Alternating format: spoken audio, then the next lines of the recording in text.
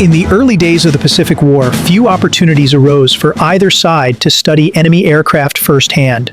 But in December 1941, during the Japanese assault on Wake Island, one such opportunity fell into Japanese hands, literally. A Grumman F4F Wildcat crash-landed while defending the island's airfield. Unlike most aircraft lost in battle, this one remained largely intact and was quickly seized by Japanese forces. What followed was a rare and highly valuable intelligence operation that offered Japan its first close look at a frontline U.S. Navy fighter.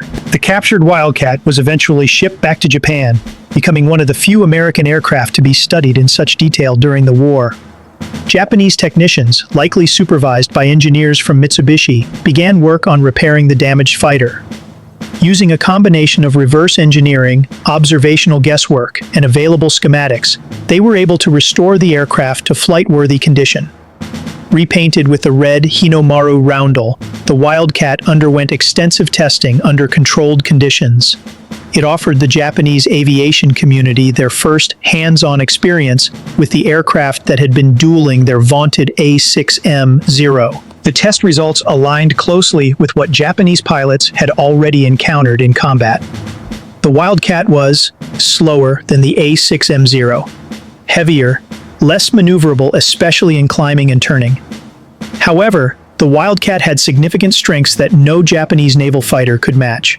Powered by a 1,200 horsepower Pratt & Whitney R1830-76 twin-wasp radial engine, the F4F Wildcat could reach a top speed of 331 miles per hour at 21,000 feet. While slower than the Zero's 331 miles per hour at 14,900 feet, it had a higher service ceiling and was notably superior in dive performance. Where the Wildcat truly distinguished itself was in its rugged construction and survivability.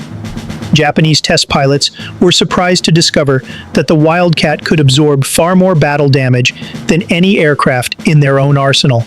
It came equipped with self-sealing fuel tanks, armor plating around the cockpit, a heavily reinforced airframe. These features made the Wildcat far more forgiving in combat, especially for its pilots, whereas the Zero, while nimble, was notoriously fragile. The Wildcat's 6.50 caliber Browning M2 machine guns were another point of interest. In Japanese evaluations, these guns were rated highly for their kinetic energy, penetration, and durability. Compared to the Zero's mix of 7.7mm machine guns and 20mm Type 99 cannons, the Wildcat offered a longer sustained rate of fire before overheating and fewer jams in combat. One major drawback: the manual landing gear, which had to be raised and lowered using a 29-turn hand crank in the cockpit.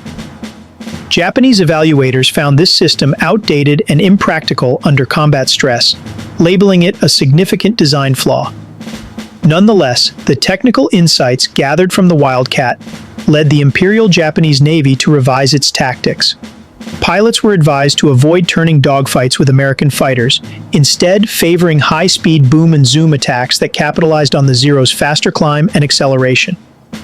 This tactical evolution was informed not just by battlefield experience, but directly by the hands-on flight trials with the captured aircraft. By 1943, references to the captured Wildcat disappear from Japanese records. It was likely scrapped or lost in a training mishapa, common fate for test aircraft, especially those without access to original spare parts.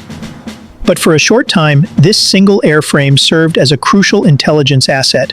It allowed Japanese engineers to study American design philosophy, emphasizing durability, pilot protection, and sustained firepower over agility and speed. The brief life of the captured F4F Wildcat in Japanese hands may not have changed the outcome of the war, but it did shape the way Japan fought it.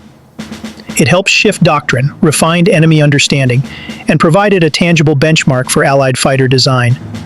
In an era where most knowledge was won in deadly combat, this battered American fighter became a classroom in metal and rivets.